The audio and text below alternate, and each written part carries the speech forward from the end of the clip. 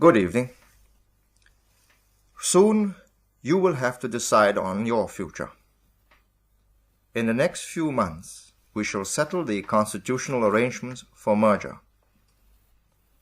In this series of broadcasts, I hope to tell you what merger means, why it's good for all of us, why it's coming, and why some people are deliberately creating trouble and difficulty over merger to prevent it from taking place. Everybody knows that merger is inevitable. The Tunku has said it, the PAP have said it, and the communists also admit that merger is inevitable. The inevitable is now happening. Some people can try to postpone the inevitable, but no one can stop it. The artificial division at the causeway is a temporary one, and it's only a matter of time before it is swept aside. No political party, no single person has dared to raise his voice against merger. But you will see that quite a number of political parties and persons are deliberately being difficult about the terms and conditions in order to frustrate and delay merger between our two territories for as long as they can. It's my duty to put all the facts before you so that you can decide in full knowledge of the truth. Merger is going to take place not just because it's the desire of the PAP or merely because it is the wish of the Federation Alliance government. It is as inevitable as the rising and setting of the sun. The two territories are so intertwined and interwoven in their economic, political, and military complex that no man can keep up the artificial barrier at the causeway for long. If merger does not come with the consent of the people of the two territories, then inevitably it will come by the use of force of one territory over the other, because each is vital to the survival of the other. Everyone knows the reasons why the Federation is important to Singapore. It's the hinterland which produces the rubber and tin that keeps our shop window economy going.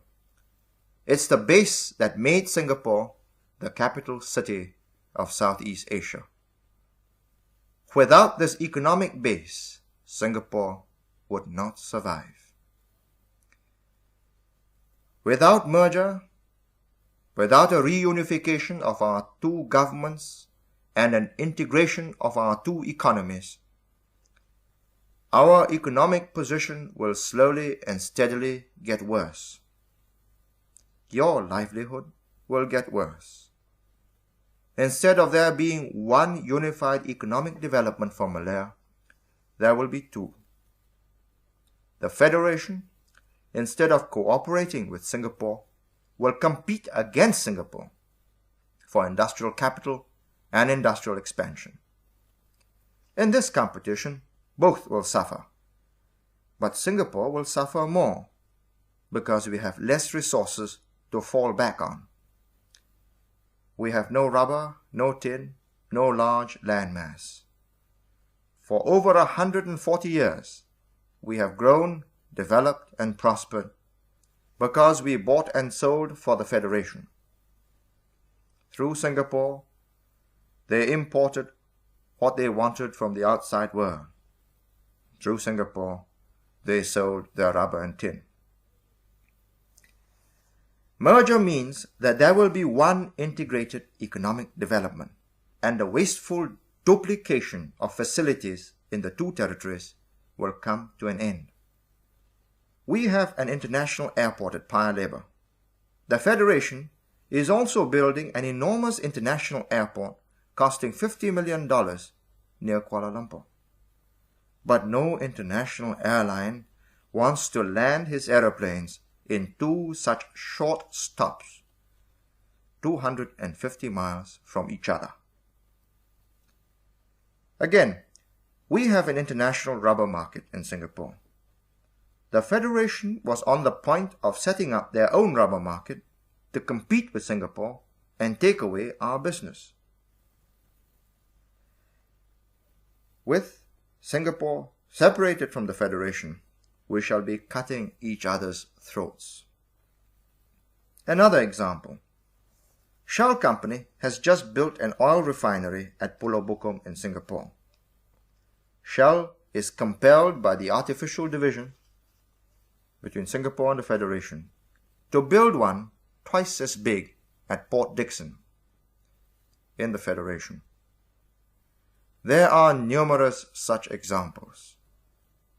If we delay merger, Singapore will be restricted in its economic expansion. People here will get worse off with less income, less employment.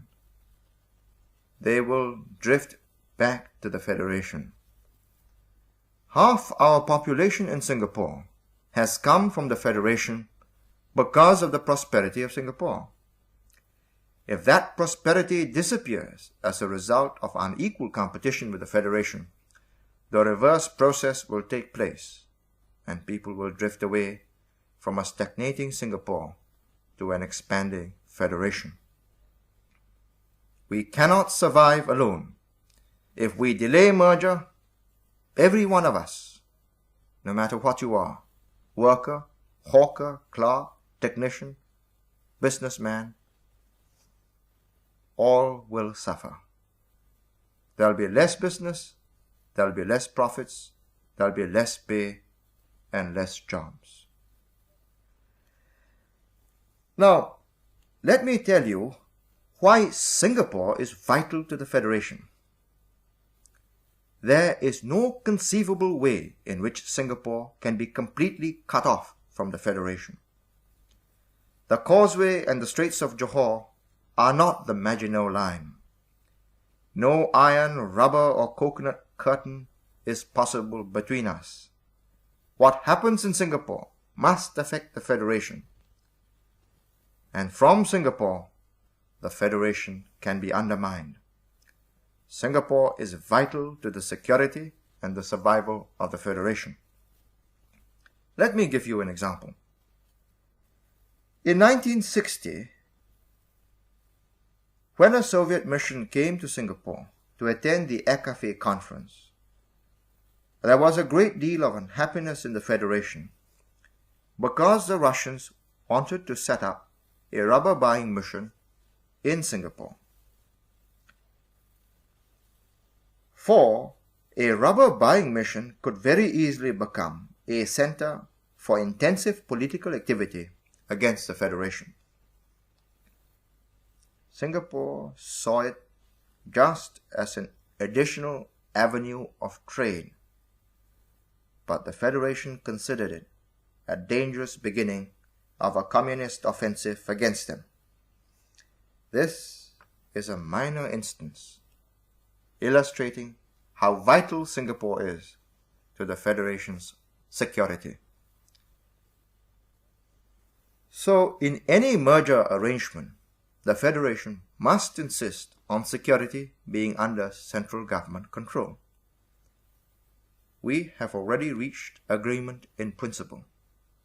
The Federation government considers it basic that external affairs, defense and security should be under the control of the central Pan-Malayan government. We, on the other hand, consider it essential that Singapore should have local autonomy on education and labor policies. Now, these seemingly non-controversial propositions have aroused a great deal of noisy protest from interested parties in Singapore. The most important interested party is the Malayan Communist Party, the MCP. They do not want to see security in the hands of the central government.